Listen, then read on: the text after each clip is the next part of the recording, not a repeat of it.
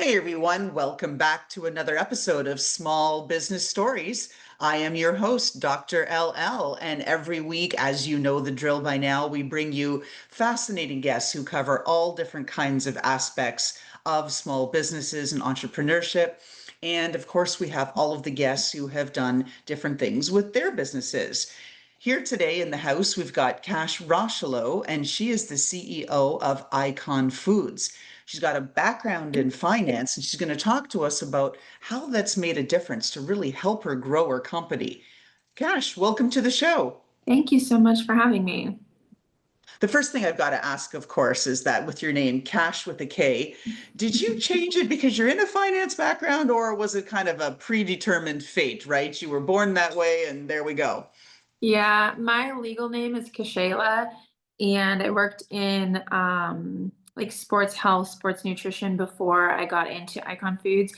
And working with people, they wanted a simple name that they could read easily on paper. And so the logical shortening of it was Cash. And so I've gone by Cash for over a decade.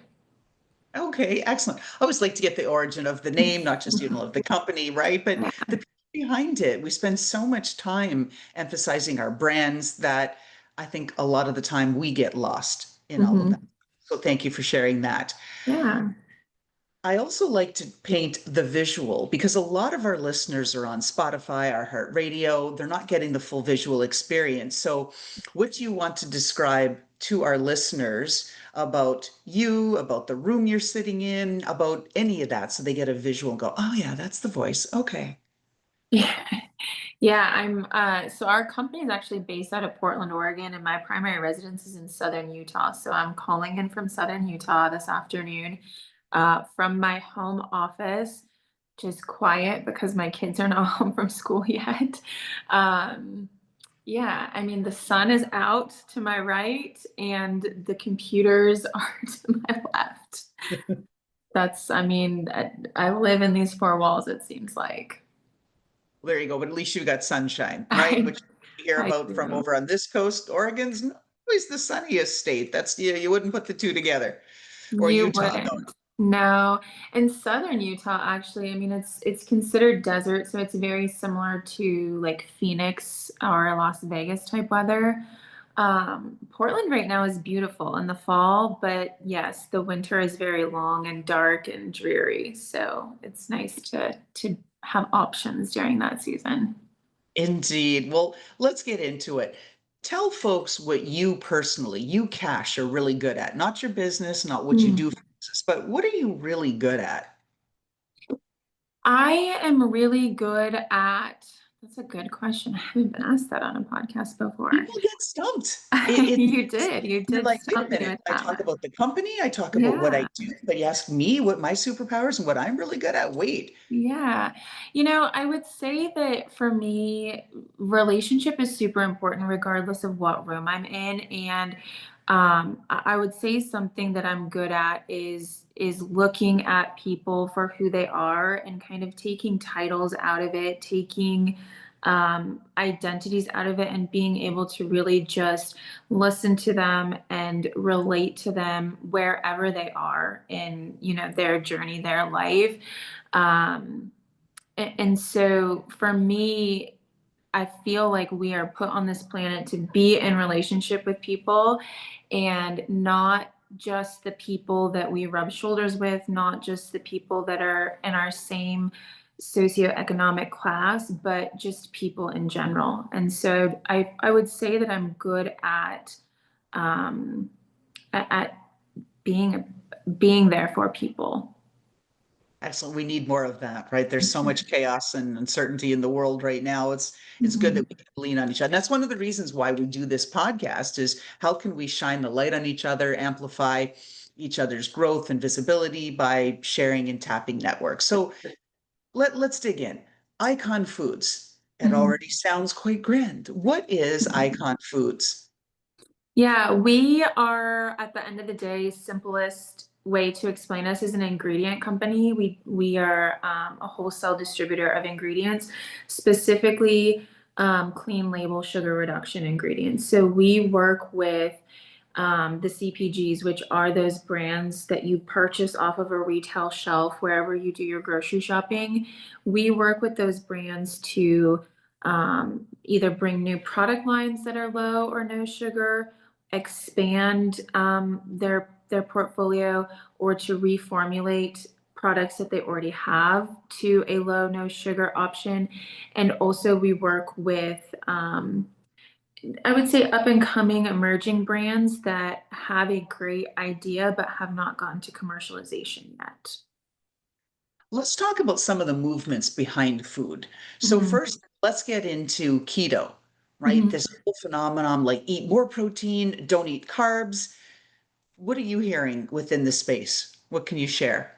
Yeah, so I mean the food industry is ever evolving and it's really dictated and dominated by consumer preferences.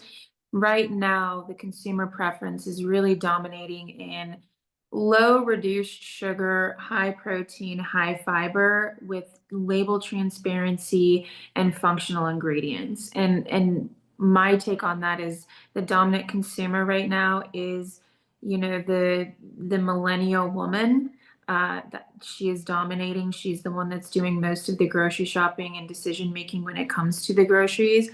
And she is looking for those options, doesn't want to sacrifice taste, texture, sweetness, but also wants what she's eating to do something for her, whether it be add fiber, add protein, while also, like I said, not sacrificing on taste.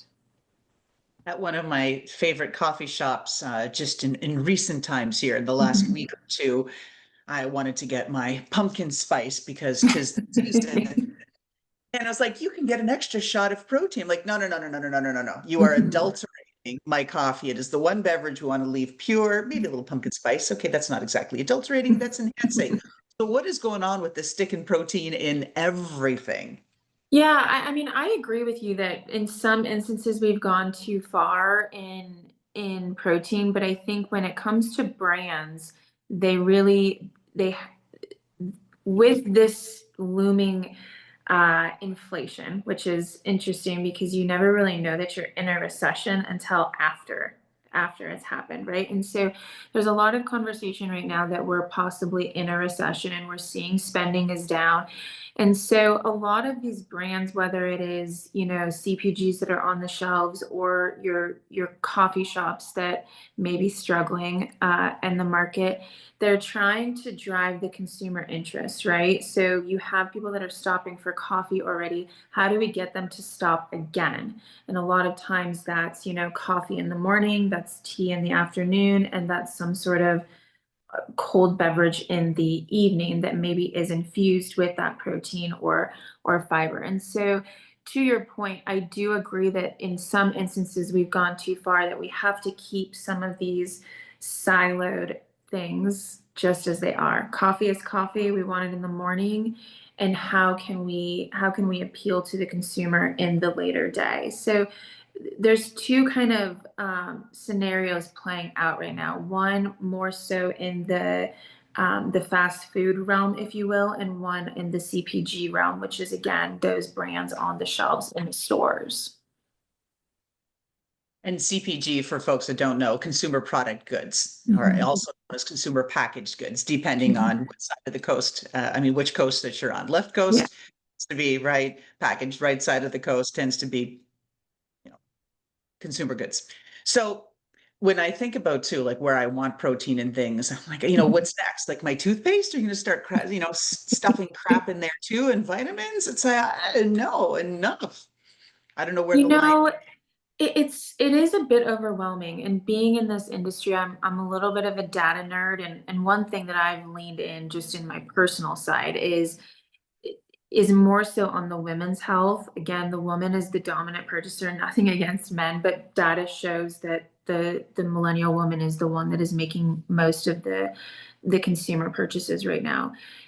There is this interesting phase right now. Social media certainly plays a big role in it and what they push. You see your influencer pushing protein, and now all of a sudden everything is protein. You see your influencer pushing fiber, and suddenly everything is fiber. But one thing that I think that consumers could do a better job at, myself included, is really researching where you're at in life and how some of these different products help. For example, the physiology of a woman is ever changing.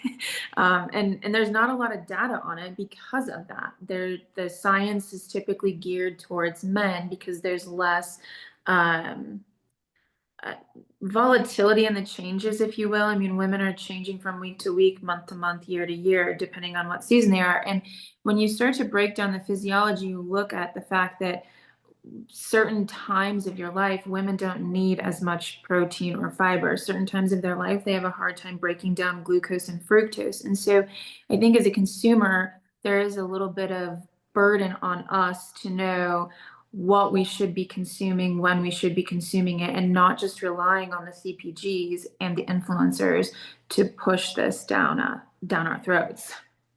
Literally. Right. No pun Exactly. intended. No pun intended. Yeah, for sure. Exactly. So in our audience base, we Mhm. do have a very high female listenership, but we also have a Mhm. lot of men out there. So for the women that are listening, is there a general rule? So let's talk about the millennials, kind of like the into the 30s, mid 40s, Mhm. versus we've got a lot of X folks too that are that late 40s, 50s, just into the 60s. Are there general food trends or things that either of those groups should really be focused on? Hey, this is your millennial, get that protein in there now. Hey, Gen X, what you need, well, you need a lot more fiber. Do we have a general directive? Yeah, fiber and protein are going to be good for all ages of or all stages of life. I would say protein intake needs to increase as you age, and we naturally don't lean towards protein as we age, specifically in women, because as we grow, our hormones are starting to our female dominant hormones are starting to decrease in production, and we have a harder time building and maintaining muscle, and that leads to other issues um, surrounded by bone density and things like that. So muscle retention is very important for women as we start to age and go into our later years of life. And so protein intake is super important. I would also say that and this is one that I struggle with. I love fruit. I specifically love very ripe fruit. But again, as women start to age, they have a very hard time breaking down glucose and fructose. And so being mindful of how you're getting your fibers in is super important. We're a little bit more versatile as we're younger, unfortunately. So I'd say protein is still super important, but fiber is also very important, especially during childbearing years. Oh yeah, right. It's all about, I think, staying healthy. And I'm thinking, Mhm. I'm driving on the New Jersey Turnpike. There's a couple of billboards, very, very large, very effective, black sign, hand drawn, sort of chalk, eat clean, bro. That clean eating movement. Can you talk to Mhm. us about that? What's that all about? Like we've got clean foods, we've got whole foods. Mhm. What's the difference? Get us dialed in. I would say that's one of the biggest things that I would like to see in our industry have some change. Some of this language that we use, like when we talk about clean label, it's not a regulated term. And so clean label means something different to me and it means something different to you. Same with things like label transparency. What does that mean? That means something different than it means to you. Um, Highly processed foods, that's also a very ambiguous term that means something different to everyone, and it's not a regulated term. And so for us, we consider clean label to be something that is naturally derived and does not impact the NFP, which is your nutritional facts label, which tells you kind of your macros and micros. Um, and we like to see things that are as natural as possible, meaning they're not being highly processed. And when you look at any food on the supermarket shelves, 98% of it is processed in some way. And so for me, I think that our industry needs to bring some clarity and regulation around what these terms mean and how we're able to market them to consumers. Oh, yeah. And I think there's also some interest in trying to figure out what's behind the label, what's going on, because we've got so much Mhm. competition now where everybody's pushing everything. Where do you go? Where do you do the research? Like you said, it's easy to Mhm. get overwhelmed. I just try to Mhm. follow the general practice of shopping the perimeter of the Mhm. grocery store I because that's agree. precious stuff is, and most of the processed stuff is kind of in the middle aisles. Not to say I don't go there. I do Yeah, buy salsa same. and tortilla chips and things like that for sure. But I think trying to have most of my cart filled with stuff around the perimeter and the edges of the grocery store is a general Mhm. good practice. I think it's a great practice. And I think too, again, I touched on this at the beginning in looking at, I would do some self-education on ingredients, right? Like if an influencer tells you that, um, I want to tread lightly here. If an influencer tells you that sucralose is healthy for you, or sucralose is the root of all evil, I wouldn't take that at face value. I'd go do your research and figure out what is sucralose at the heart of it, and is that something you're willing to consume, and not just look at what an influencer is spewing to you. And for the CPGs, I think that there is a need for label transparency. There's ingredients that I pick up. Being in this industry, I can kind of read through the lines a little easier just being in the industry. But a lot of consumers are seeing things like natural flavoring, natural, etc. And they don't know what that means. And a lot of times it's how much is put in there constitutes it being able to be labeled as a natural flavor. And so I think that as CPGs, we need to take that ambiguity out and really spell out what is the natural flavor in there and take that question mark away from the consumers. Oh yeah, and when you were getting ready to come up with an example for an influencer, I was thinking, right? Because you keep hearing all about it. Oh, cider vinegar, take a shot a day and it'll just melt the pounds away, right? All this sort of nonsense. We're not going to get Exactly. it. Let's let's flip it around now to the business and sort Yeah. of the focus on how you can balance doing what you're doing, trying to manage everything from the growth of a company, the finances of a company. Talk to us about some of the best practices that you follow, Kash.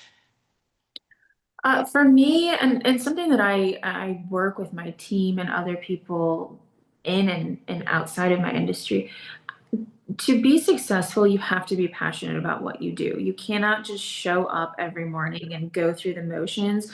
When you have people that are fully invested in what you do, it's the make or break of a company. And when you look at some of the most successful companies, again, inside and outside of my industry, they have a group of people, a community, if you will, that are working collaboratively and excitedly for for a common purpose. And so for our company, the people that are working for us, we're a small company. We only have 25 employees, and so we all know each other. We're rubbing shoulders constantly, but there is there is excitement about what we're doing, and there's this buy-in that we are making this industry a better industry, and we're leaving it as a better industry than we found it. And when you find people that are so invested in what you're doing, what your company is doing, those are true gems.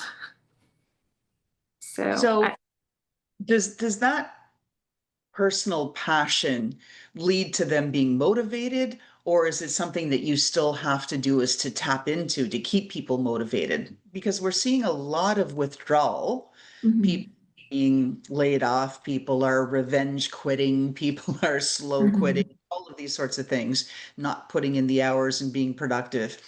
Is it, do you think, because they don't believe in the company, they don't have the passion for what the company's doing, or is it because they have a leader who's not motivating them? Talk to us about that. I would say it's probably the latter. I mean, every situation is different, but what we have found for us is that when you have people, we call it quiet quitting, which is not a term that we coined ourselves. It was kind of coined during the COVID era. But if you are not inspiring your team as a leader, you're not doing your job. You know, as a leader, we are supposed to inspire, we're supposed to motivate, and we're supposed to help these individuals tap into their greatest skill set, whatever that may be. We may not know it, they may not know it, but as leaders, that is our job. It's no different than parenting. We're trying to raise up these children that will ultimately take over the country, the world, and hopefully do better than we did with it. And so when you look at a company, it's no different with your employees. You should be stewarding them, raising them up to be the next generation of the company and the industry. And you can only do that by motivating them and inspiring them. And how do you do that? You know, for us, one of our core values is a growth mindset. And so we are collectively always learning. And a lot of times we're learning together. In this industry, we have had to be very strategic and very fluid over the last couple of years. I mean, we've gone through a pandemic, which very much impacted our industry. And we're now going through an administration change, which I don't like getting into politics, but the administrations that are currently sitting, regardless of what side of the table they're on, very much so impact the industry and where it's going to go.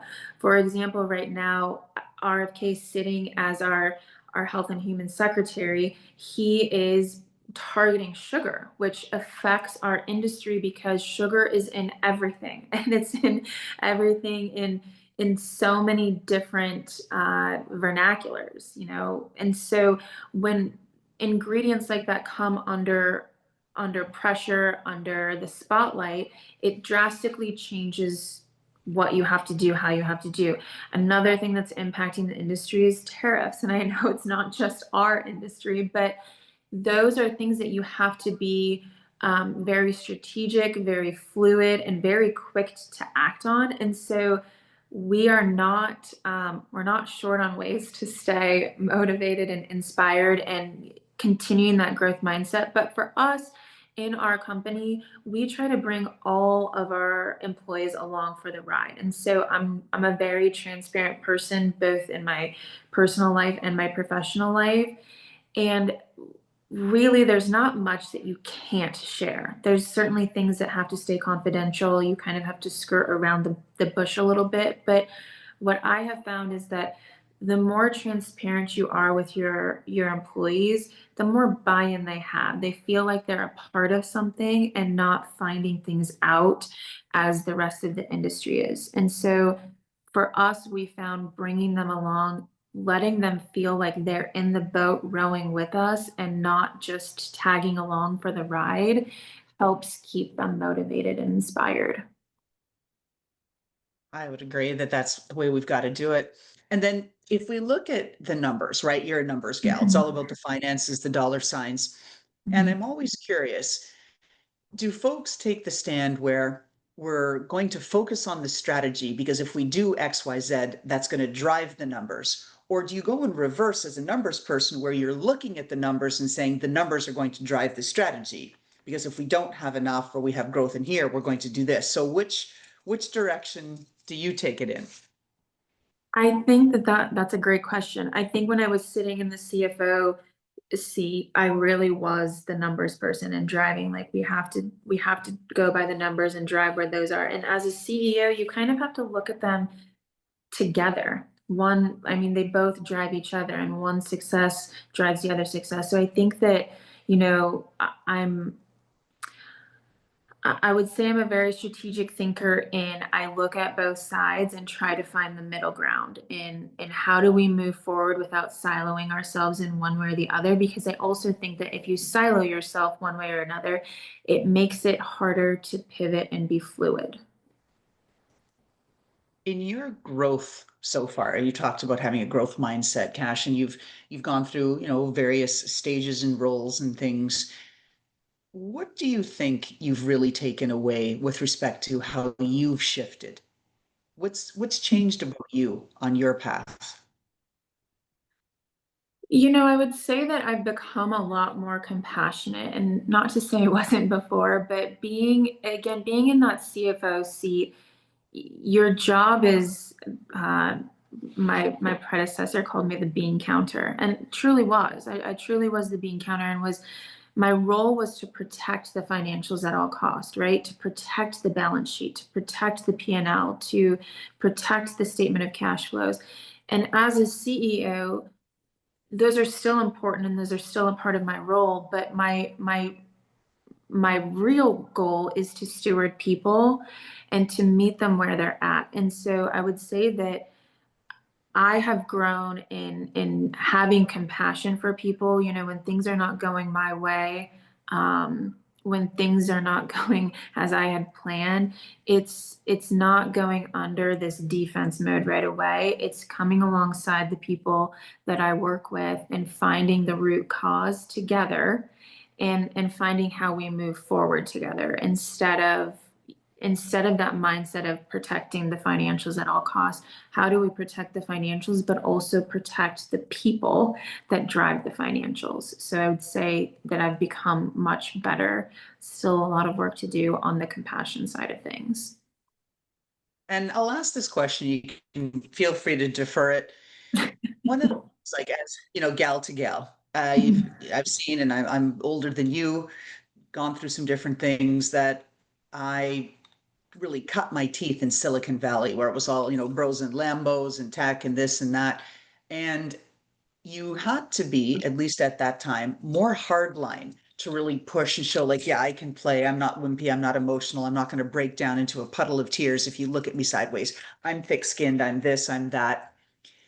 Do you think that early in our careers and that we've had to, as women, just fight that little bit harder and be that little bit tougher because of perceptions? Or do you think that that's something we think we have to do, but no longer have to?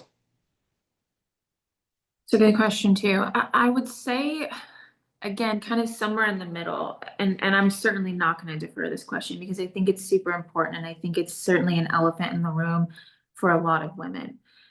I think that there is this push that we put on ourselves that we have to fight a little harder.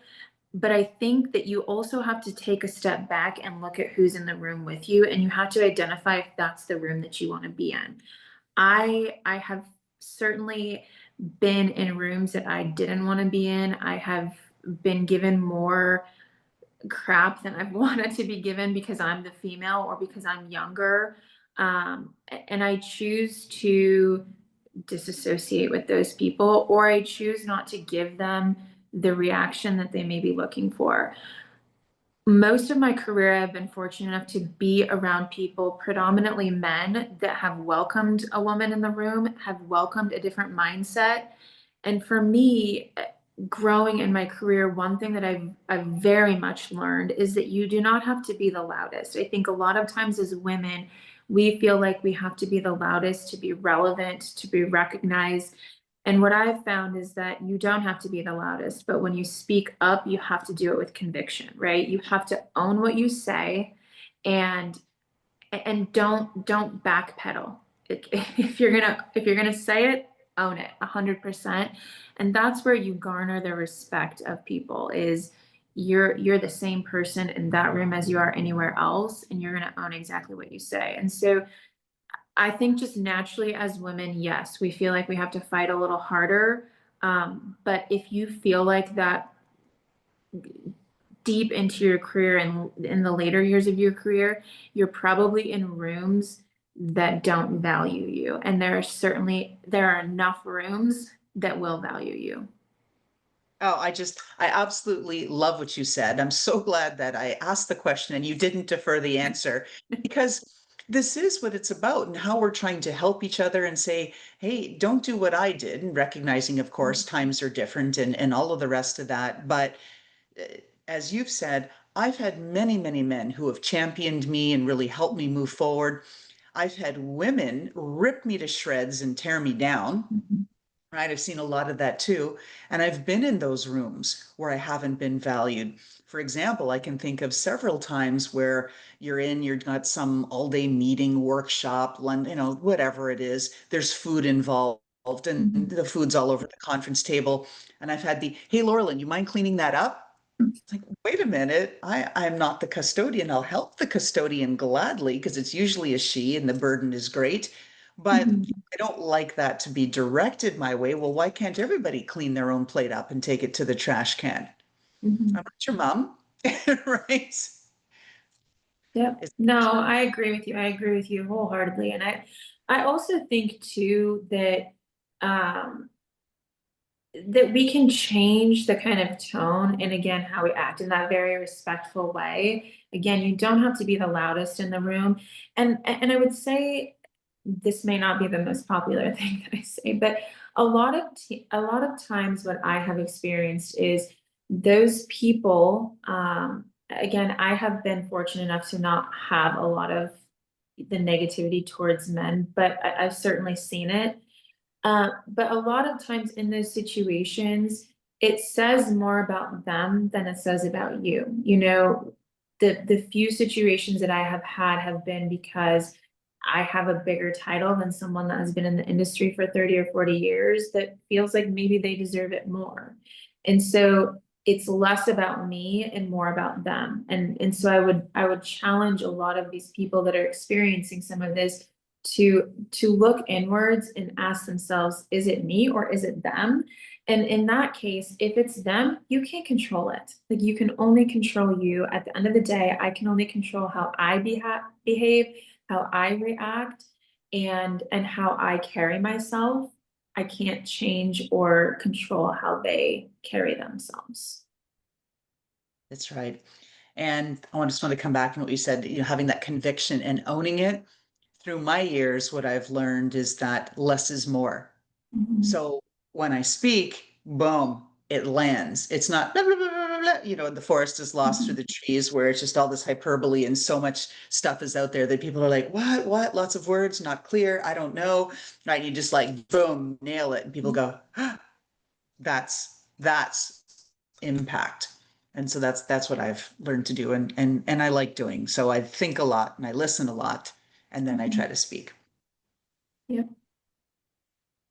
All right. So as we're bringing this podcast home, Kash, how and where can people find you? Yeah, I'm very active on LinkedIn. I love what I do in the industry. I love what I do for Icon Foods, but I also love being a champion and a mentor to those that need it. And so I make it a priority to get back to anyone that reaches out to me on LinkedIn. Um, Probably less of a priority if you're selling me something, but if you want to have a genuine conversation about the struggles you're having as a female or a male rising through the ranks, I'm happy to do that. And then you can also find us at iconfoods.com. Excellent. So, folks, you heard it here. Kash Rocheleau, CEO of Icon Foods. But before we go, we have our signature question. You do not get to disappear yet. Signature question. When we peek into your closet, Mm. Utah or the one in Oregon, wherever you're at, there some footwear, might be boots, sandals, flip-flops, whatever it is that says, yes, this speaks to my personality. This personifies who I am. And when I put these on, I feel like $1 million because da da da da. That, gosh, you have some $1 million questions.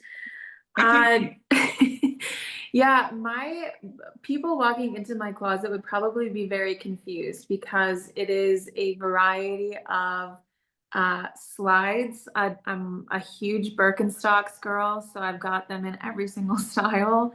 But also the corporate side of me, you will find a variety of heels, and I'm also a golfer and a runner, so you'll see a variety of golf shoes and running shoes. So most people would probably love to go into my closet and do some shopping. There you go. You're one of those, right? A little bit of everything. You never know what situation you'll be in. You got to be prepared for them all. It's all about being adaptable. I hear you. I see you, Kat. That's what it is. That's how leadership works today. Thank you very much for taking the time to be on our show. Thank you so much for having me.